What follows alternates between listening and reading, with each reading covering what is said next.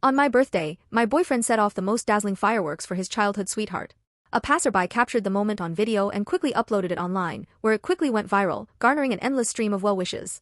His friends joked about me, asking, "What do you think about this?" I replied indifferently, "I just watched it. What else could I do?" The video spread like wildfire online, with the comment section filled with praise for them as a perfect match. As I listened to the joyful laughter of the fireworks in the video, the feast in front of me only made my heart sink deeper. It was my birthday, and Alex had promised to come home early to celebrate with me, but he called in the afternoon to say he had an unexpected engagement and would be late.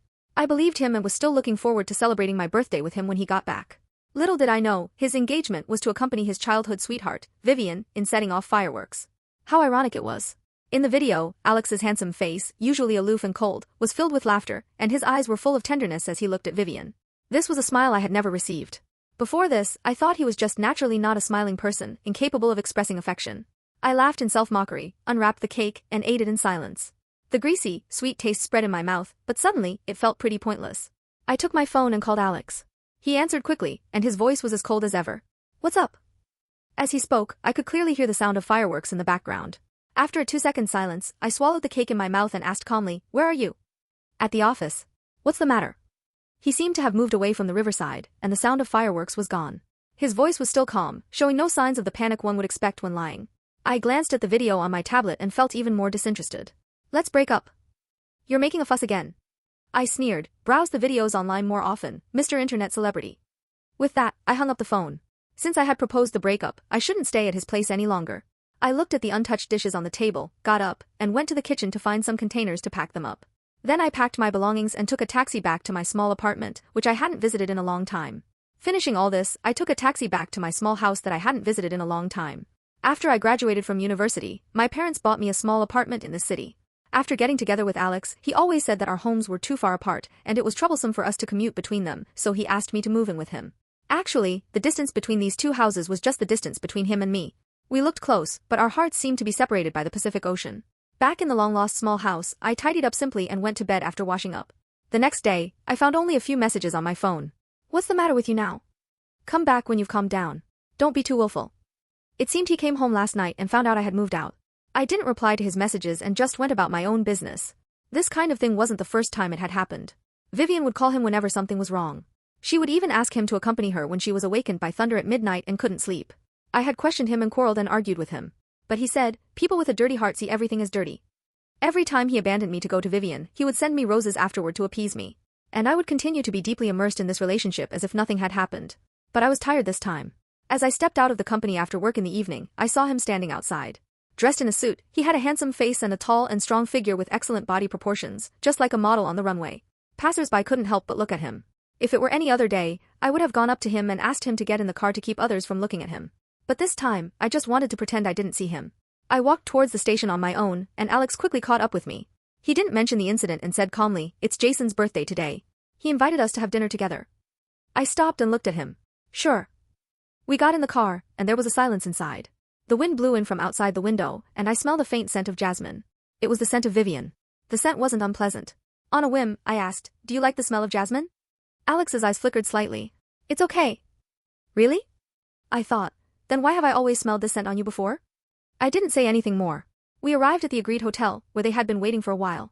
Seeing us come together, Vivian was obviously surprised. "Good evening, Alex, Isabella. We've been waiting for you for a long time." I smiled indifferently and looked at Jason. "I'm sorry. I came in a hurry and didn't bring a gift." Jason is Alex and Vivian's childhood friend. Alex always took me with him to their gatherings, and gradually we became acquainted. I've given him a gift. You don't need to feel sorry. Alex led me to the table.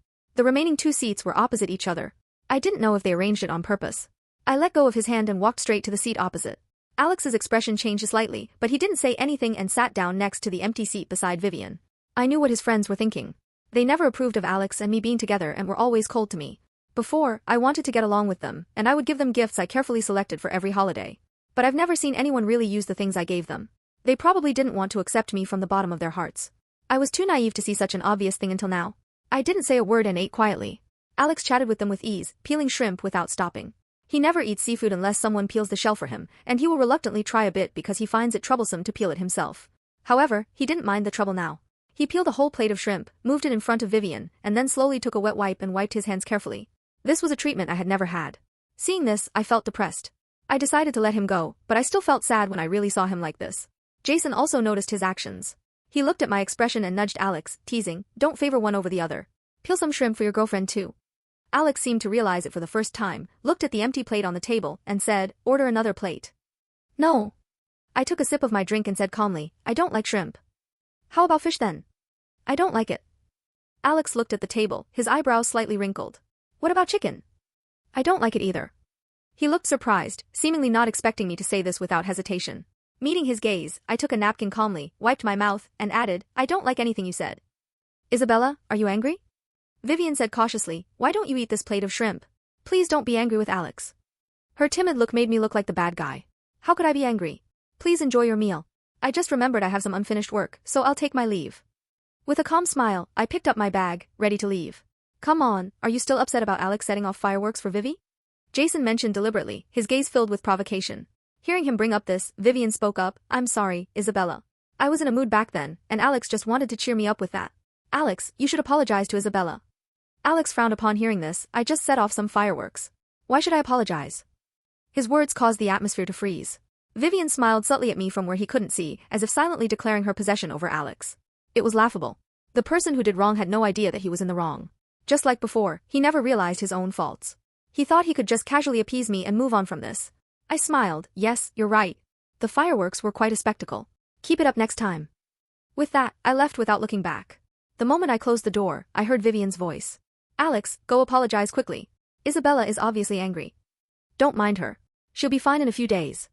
His words stabbed at me like a sharp sword. What on earth had I done before to make him so confident? I walked out of the hotel slowly. The cool breeze of the early autumn night was refreshing. I strolled along the bustling streets, with couples passing by, their affectionate displays genuinely enviable. Before Vivian came back, Alex and I were just like them. We held hands tightly, unwilling to let go for fear of losing each other. So, why did things turn out this way? I felt heavy breathing, a bit suffocated. Seeing an ice cream truck on the side of the road, I thought for a moment and bought an ice cream. The moment I got the ice cream, I suddenly remembered his words vaguely. "You know you get a stomachache from eating ice cream, but you still can't resist it." I took a bite in a daze, and it was salty. "Your ice cream tastes off," I said to the ice cream truck owner, my voice trembling. The owner glanced at me and handed me a tissue. "Miss, maybe you need to wipe your tears first."